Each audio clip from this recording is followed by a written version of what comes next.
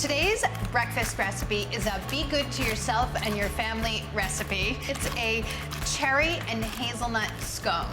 Scones are actually really easy to make. They might seem a little intimidating because of the name, but they're really not, and you should make them at home because they're so much better than the kind that you buy at the store. Start off by chopping your nuts. These are toasted hazelnuts without the skin.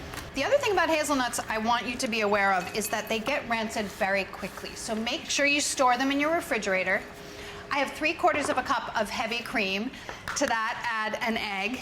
I know it's an indulgence, but it adds so much delicate richness. Whisk your egg into your heavy cream. I have 2 cups of all-purpose flour. To that, add 1/4 cup of sugar. Stir your sugar into the flour. Add 2 teaspoons of baking powder, 1/2 teaspoon of salt. If you're using coarse salt, go ahead and use a teaspoon, and 1/2 teaspoon of ground cinnamon. If you're not a huge fan of ground cinnamon, you can leave it out. I have 6 tablespoons of cold, unsalted butter, cut into little pieces. Work the butter into the flour mixture until it resembles coarse meal, with some of the pieces of butter remaining the size of peas. Scones, like biscuits, like pie crust, need to have the pieces of butter left kind of big in there in order to steam up in the oven and cause the layers and the flakiness. Add your chopped hazelnuts and 2/3 of a cup of dried sour cherries. One of my favorite dried fruits, so super delish. But if you can't find them, go ahead and use dried cranberries. Mix that in. And that cream and egg mixture, add that, and then just stir it in with a fork. You want to make sure that all the dry ingredients are fully incorporated, but don't over mix it. This, like biscuits and all of those tender, flaky things, shouldn't be over mixed.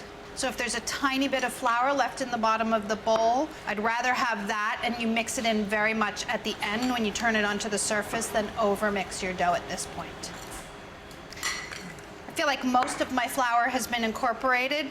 When that happens, turn it onto a board. Clean work surface, doesn't have to be a board, just a clean work surface.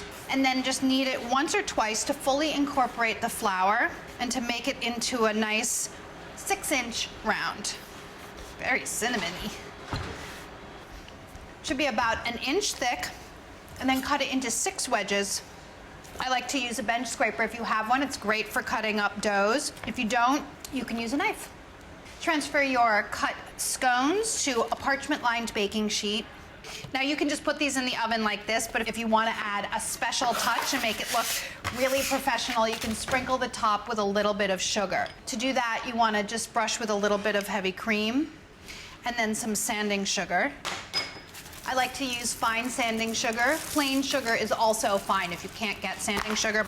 Have your oven preheating to 400 degrees and cook these until they're golden brown and cooked through, 16 to 18 minutes.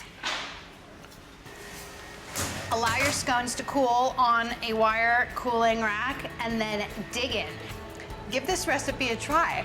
Let me know what you think. I think you're gonna say, I can't believe how much better than store-bought they are. Thank you so much, Sarah, for this fantastic scone recipe.